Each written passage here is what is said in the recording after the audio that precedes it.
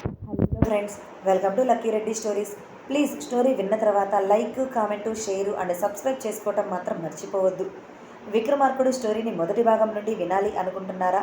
అయితే నా ప్రొఫైల్లో ప్లేలిస్ట్లో ఉంటుంది, వినండి. ఇక స్టోరీలోనికి వెళ్ళిపోదాం. 10 నిమిషాలు వెయిట్ చేసిన హిరణ్య కౌటిల్య నుంచి ఎటువంటి రియాక్షన్ రాకపోవటంతో, ఓకే సార్, మీరు ఈ ఫైల్స్ చూస్తూ ఉండండి, నాకు వేరే వర్క్ ఉంది, నేను ఆ పని చూసుకుంటాను అని చెప్పి తను ఆ క్యాబిన్ నుంచి బయటకు వెళ్ళిపోయింది. హిరణ్య 1 మినిట్ అని ఆమెను పిలవాలి అనుకున్నాడు. కానీ అతడి నోటిలో నుంచి ఆమె పేరు బయటకు వచ్చే క్షణంలోనే ఆమె బయటకు వెళ్ళిపోయింది. అబ్బా, ఈ హిరణ్య అప్పుడే వెళ్ళిపోయింది అని నీరసంగా అనుకుంటూ, అయినా ఈ హిరణ్య ఏంటి ఎప్పుడు చూసినా వర్క్ గురించే మాట్లాడుతుంది, వర్క్ తప్ప మరే విషయం కూడా నోరు తెరిచి ఒక్క మాట కూడా మాట్లాడదే, అరే ఎప్పుడు వర్కేనా అని తెగ ఫీల్ అయిపోయాడు. ఆమెతో ఎక్కువసేపు టైం స్పెండ్ చేయలేకపోయాను అని అనుకుంటూ హిరణ్య తన ప్లేస్లో కూర్చుంటూ ఉన్నప్పుడే పావని ఆమె దగ్గరకు వచ్చింది. హిరణ్య, నాకు ఈ వర్క్ క్లారిటీగా అర్థం కావటం లేదు, కొంచెం ఎక్స్ప్లెయిన్ చేయవా? నువ్వు చెప్తేనే నాకు క్లారిటీగా అర్థమవుతుంది, అందుకే నీకోసమే నేను వెయిట్ చేస్తున్నాను అని పావని చెప్పటంతో, సరే ఎక్స్ప్లెయిన్ చేస్తాను అంటూ హిరణ్య ఆ వర్క్ మొత్తం ఎలా చేయాలి ఏంటి అనేది పావనికి ఎక్స్ప్లెయిన్ చేస్తూ బిజీగా గడిపేస్తుంది. సీసీలో హిరణ్య చేస్తున్న పనిని చూస్తున్న కౌటిల్యకి అయితే మనసు ఆమె దగ్గరకు ఎగిరిపోతే బాగుండు అనిపిస్తుంది. తను కూర్చున్న ఆ చైర్లో అసలు కూర్చోవాలి అనిపించడం లేదు. పక్షిలా రెక్కలు వచ్చి ఉంటే ఎగిరి ఆమె చుట్టూ తిరుగుతూ ఉండాలి అనిపించింది.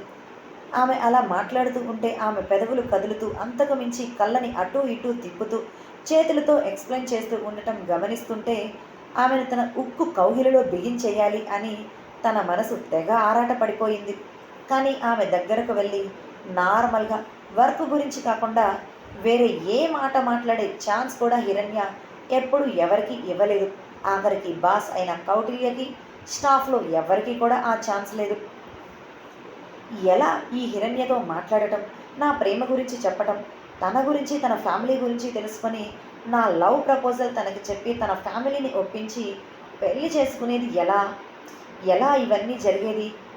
త్వరగా జరిగితే బాగుండే అనుకుంటున్నాను, కానీ ఇదంతా జరిగే విధంగా కనిపించడం లేదే అని హిరణ్యని చూస్తూనే మనసులో అనుకున్నాడు. హిరణ్య పావనికి వర్క్ ఎక్స్ప్లెయిన్ చేయటం అయిపోయిన తర్వాత, త్వరగా ఈ వర్క్ ఫినిష్ అయ్యి నెక్స్ట్ ఇంకో వర్క్ నీ కోసం వెయిట్ చేస్తుంది, నువ్వు లేట్ చేస్తే అంతా నీ మీదే బర్డెన్ అవుతుంది అని నవ్వుతూ చెప్పింది. అబ్బా హిరణ్య, ఎప్పుడు నీకు వర్క్ తప్ప నీకు వేరే ఏ ధ్యాస ఉండదా అని అన్నది. వర్క్ చేయకపోతే మరేం చేస్తావేంటి అని హిరణ్య ఎప్పటిలా లెక్చర్ ఇవ్వటానికి మొదలు పెడితే పావని 2 చేతులు ఎత్తి దండం పెడుతూ, వద్దు వద్దు హిరణ్య, వద్దు, నువ్వు ఇప్పుడు లెక్చర్ ఇవ్వటం మొదలుపెట్టావు అంటే వినే ఓపిక అయితే నాకు అస్సలు లేదు. అసలే ఉదయం నేను 3 ఇడ్లీలు తిన్నాను, అవి అరిగిపోతే చాలా కష్టం. క్యాంటీన్కి వెళ్ళి ఫుడ్ తిన్నా కూడా డబ్బులు పెట్టాలి, అన్ని డబ్బులు పెడితే తర్వాత నా బ్యాంక్ బ్యాలెన్స్ తగ్గిపోతూ వస్తుంది. అసలే నాకు బయట ఫుడ్ తినటం అస్సలు నచ్చదు. అంటే అప్పుడప్పుడు పిజ్జా, బర్గర్ లాంటివి బాగా తింటాననుకో, అది కూడా ఓన్లీ సండేనే అని సరదాగా నవ్వుతూ అన్నది. అల్లరి పిల్ల, ఏది చెప్పాలి అనుకున్నా కూడా మాటలు అటు తిప్పి ఇటు తిప్పి మంచిగా మాట్లాడతావు అని పావని తల మీద చిన్నగా కొట్టింది హిరణ్య. పావని నవ్వుతూ, హిరణ్య హిరణ్య, నీకు ఒక విషయం చెప్పనా అంటూ ఆ పక్కనే చైర్ లాక్కొని మరీ కూర్చొని, నేను ప్రేమించి పెళ్లి చేసుకుంటాను అని నీకు ఇంతకుముందు ఒకసారి చెప్పాను కదా అని అన్నది. అవును చెప్పావు, అయితే కొంపతీసి నీ ప్రేమను భరించే కాదు కాదు నిన్ను భరించే బకరా నీకు ఎక్కడైనా దొరికాడా ఏంటి అని ఒకవైపు వర్క్ చేసుకుంటూనే పావనితో మాట్లాడుతుంది హిరణ్య. అబ్బా హిరణ్య, ఎందుకు నువ్వు అలా మాట్లాడతావు? నేను ప్రేమిస్తే కనీసం అతనికి ఊపిరి కూడా ఆడదు తెలుసా, ఆ విధంగా ప్రేమిస్తాను హై లెవెల్లో చెప్పింది పావని.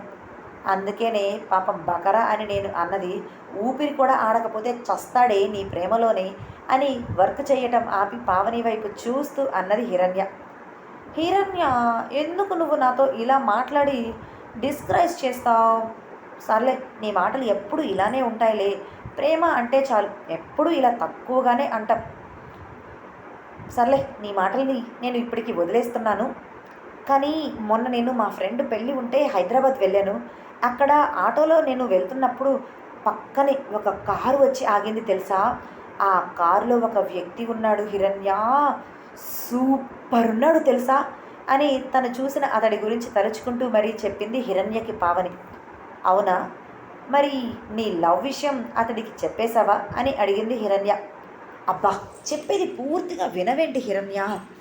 ఆయన్ని చూసిన వెంటనే లవ్ అని ఎలా చెప్పేస్తాం అని అన్నది పావని. ఓ సిని, ఇప్పుడే కదని ఒక వ్యక్తిని చూశాను, లవ్ చేశాను అని చెప్పావు. మరి చూసిన వెంటనే లవ్ ఏంటి అని నువ్వే తిరిగి నన్ను క్వశ్చన్ చేస్తావేంటి అని ఆశ్చర్యంగా అడిగింది హిరణ్య. అంటే అతను చూడగానే నా కళ్ళకి భలే నచ్చేశాడు తెలుసా? అస్సలు సూపర్ హ్యాండ్సమ్ భలే ఉన్నాడు. చేసుకుంటే ఇలాంటి వాడిని పెళ్లి చేసుకోవాలి అని నా మనసుకు అనిపించింది. అందుకే అతనితో లవ్లో పడిపోయాను. అలా అతడిని 2 నిమిషాలు చూశానో లేదో గ్రీన్ సిగ్నల్ పడింది. నా కళ్ళల్లో మనస్ఫూర్తిగా అతడిని నింపుకొని కూడా నింపుకోలేదు తెలుసా? కానీ అతడు వెళ్ళిపోయాడు అని అన్నది పావని. కారులో వెళ్ళాడు అంటున్నావు, కొంపదీసి బాగా బలిసిన ఫ్యామిలీనేమో, ఒక్కసారి ఆలోచించుకో అని అన్నది హిరణ్య. ఏ ఊరుకో హిరణ్య, కారున్న ప్రతివాడు బాగా డబ్బులు ఉన్నవాడేనా? అయినా అతనికి డబ్బులుంటే నేనే కదా హ్యాపీగా ఫీల్ అయ్యేది. ఫ్యూచర్లో నేను లగ్జరీగా బ్రతకొచ్చు అని అన్నది పావని. అప్పటి వరకు వర్క్ చేస్తూ ఉన్న హిరణ్య తన వర్క్ని ఆపి మరీ పావని వైపు తిరిగి, లగ్జరీ లగ్జరీగా బ్రతకొచ్చు అంటే నీ దృష్టిలో ఏంటి పావని? అసలు లగ్జరీ అంటే ఏంటి అని అడిగింది. అప్పుడు తన కళ్ళ ముందు రాగిని, ఆనంది ఇద్దరూ కనబడ్డారు. వాళ్ళు డబ్బు ఉంటే ఏ విధంగా జీవితాన్ని నాశనం చేసుకుంటారు అనేది కళ్ళ ముందు చూపించారు కాబట్టి. అందుకే పావని దృష్టిలో లగ్జరీ అంటే ఏంటో తెలుసుకోవాలి అని అడిగింది. అయ్యో హిరణ్య, నీకు లగ్జరీ అంటే ఏంటో కూడా తెలియదా? సరే నేను చెప్తాను విను. ఏం కావాలి అంటే అది కొనుక్కొని తినచ్చు, ఎక్కడికి వెళ్ళాలి అంటే అక్కడికి వెళ్ళొచ్చు. ఫ్యూచర్లో మాకు పిల్లలు పుట్టారే అనుకో, వాళ్ళకు ఎటువంటి లోటు లేకుండా హ్యాపీగా బ్రతకరు. ఇదిగో నేను ఇలా కష్టపడి వర్క్ చేయవలసిన అవసరం లేదు, కానీ నేను మాత్రం నా కష్టంతో వర్క్ చేసి నాకు కావలసిన ఇంపార్టెంట్ థింగ్స్ అన్నీ కొనుక్కుంటాను. అంటే నా పర్సనల్స్ కూడా నేను ఉంటాయి కదా, అవి మాత్రం నేను నా మొగుడిని అడగను. ఇంకా అప్పుడప్పుడు నా మొగుడికి పిల్లలకి సర్ప్రైజ్ గిఫ్ట్స్ అంటూ చాలా ఇవ్వాలి కదా, అవి నా భర్త దగ్గర తీసుకొని వాళ్ళకే ఇచ్చేస్తే థ్రిల్ ఏముంటుంది? నా కష్టంతో సంపాదిస్తే వాళ్ళకి ఇస్తేనే కదా థ్రిల్. అవన్నీ కూడా లగ్జరీనే అని అన్నది పావని. హిరణ్య విరక్తిగా నవ్వుతూ, మనకు కావలసినవి అన్నీ మన కాళ్ళ దగ్గరకు వస్తే మనకు కష్టం విలువ కంటే కూడా సోమరితనం పెరిగిపోతుంది. అంతకు మించి బద్ధకం, ఏ వర్క్ చేయాలి అనిపించదు. మన చుట్టూ మనకు కావలసినవి దొరుకుతున్నాయి కదా అని మనలో లేజీనెస్ రోజు రోజుకి పెరిగిపోతుంది అని అన్నది హిరణ్య. అబ్బా హిరణ్య, నువ్వెప్పుడు ఇలానే ఏదో ఒకటి చెప్తూనే ఉంటావు, కానీ అలాంటి వాడు భర్తగా దొరికితే అతడి కోసం ఏమైనా చేయొచ్చు తెలుసా?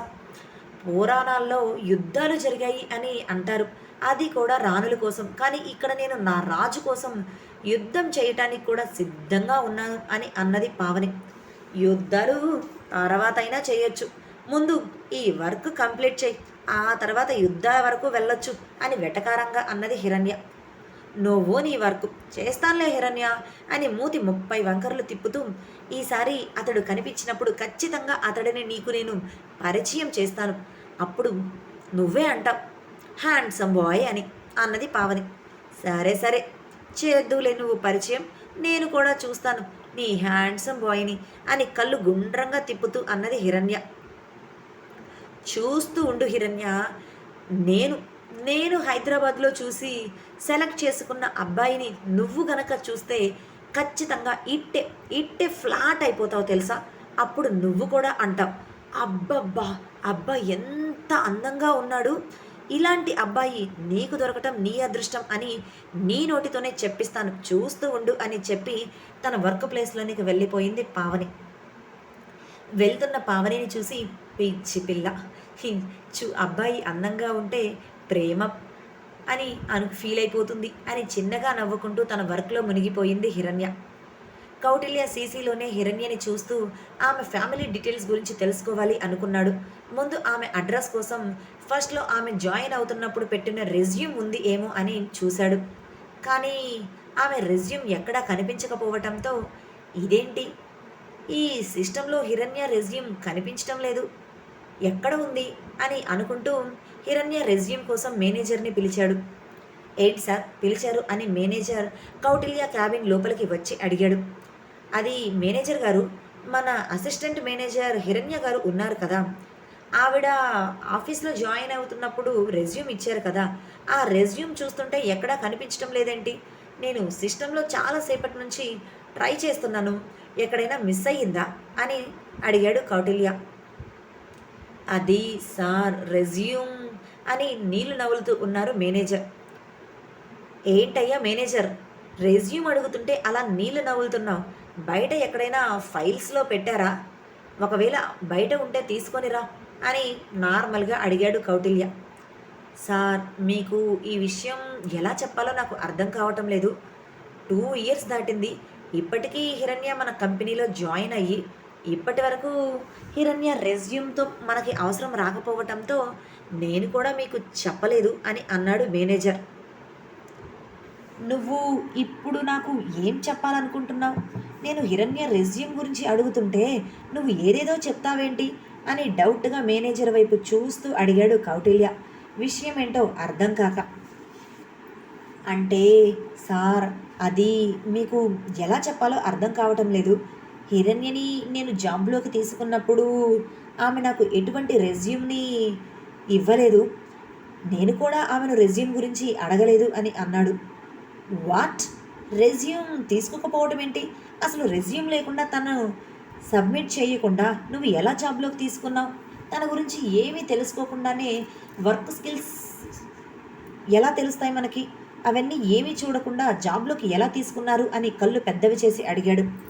అంటే సార్, అది అది అని మేనేజర్ ఇబ్బంది పడుతుంటే, పర్వాలేదు మేనేజర్ గారు, ఏం జరిగిందో నాకు క్లియర్గా చెప్పండి, నేను అర్థం చేసుకుంటాను.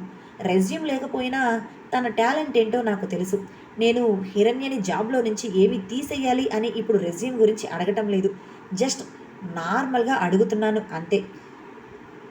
జాబ్లో జాయిన్ అయ్యేటప్పుడు రెజ్యూమ్ సబ్మిట్ చేస్తారు కదా, అందుకని అడుగుతున్నాను అంతే అని అన్నాడు కౌటిల్య. అంటే సార్, అది 2 ఇయర్స్ బ్యాక్ నా వైఫ్కి యాక్సిడెంట్ అయ్యింది. అప్పుడే నేను కరెక్ట్గా మీటింగ్ ఉంది అని హోటల్కి వెళ్తున్నాను. ఆ టైంలోనే హిరణ్య నా వైఫ్కి యాక్సిడెంట్ అవ్వటం చూసి తనని హాస్పిటల్లో జాయిన్ చేసి నాకు ఫోన్ చేసింది. అప్పుడు నేను మీటింగ్ గురించి కూడా ఆలోచించలేక నా వైఫ్కి ఏమైపోతుంది ఏమో అనే భయంతో మీటింగ్కి వెళ్ళలేక హాస్పిటల్కి వెళ్ళిపోయాను. అక్కడ తనకు ట్రీట్మెంట్ జరుగుతుంది. నేనేమో చేతిలో ఫైల్ పట్టుకొని కంగారుగా అటు ఇటు తిరుగుతున్నాను. అటు భార్య దగ్గర ఉండలేక, ఇటు మీటింగ్‌కి రాలేక. అప్పుడు హిరణ్య నా దగ్గరకు వచ్చి, "ఏం పర్వాలేదు సార్, మేడం గారు త్వరలోనే క్యూర్ అయిపోతారు. మేడం గురించి మీరేమీ కంగారు పడొద్దు" అంటూ నాకు ధైర్యం చెప్పింది.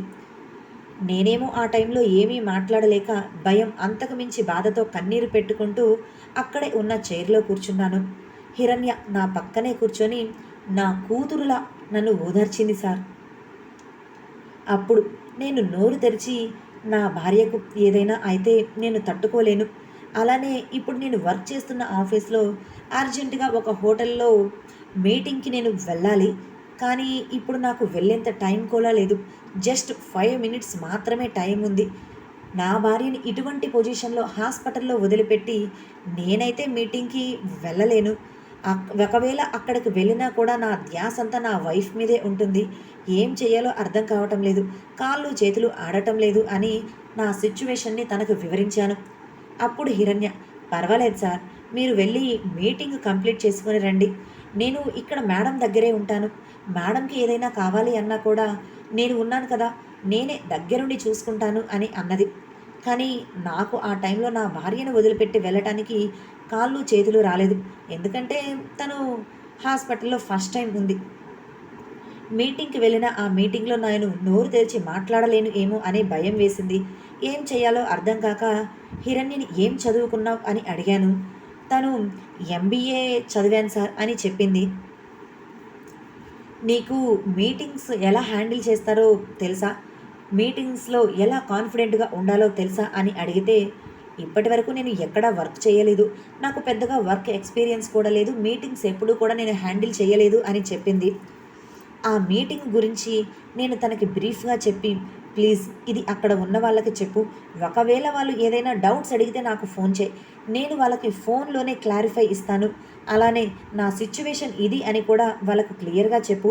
వాళ్ళు అర్థం చేసుకుంటారు అని అనుకుంటున్నాను" అని చెప్పి హిరణ్యని ఆ మీటింగ్ ఉన్న హోటల్‌కి పంపించేశాను సార్.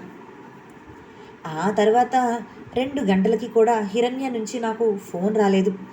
ఆ ప్రాజెక్ట్ ఇక మనకి రాదు ఏమో, అదంతా నా మిస్టేక్ వల్లే జరిగింది అని నేను అనుకున్నాను. కానీ 3 గంటలు గడిచేసరికి హిరణ్య నా దగ్గరకు వచ్చి ఆ ఫైల్‌ని నా చేతిలో పెట్టి, "కంగ్రాట్స్ సార్!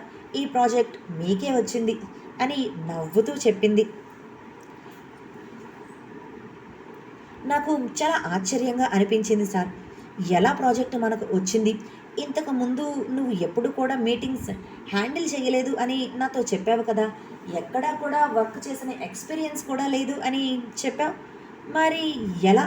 ఎలా ఇదంతా చేయగలిగావు? అని ఆమెను అడిగాను. తను నవ్వుతూ, "కొన్ని విషయాలకి ఎక్స్‌పీరియన్స్ అవసరం లేదు సార్.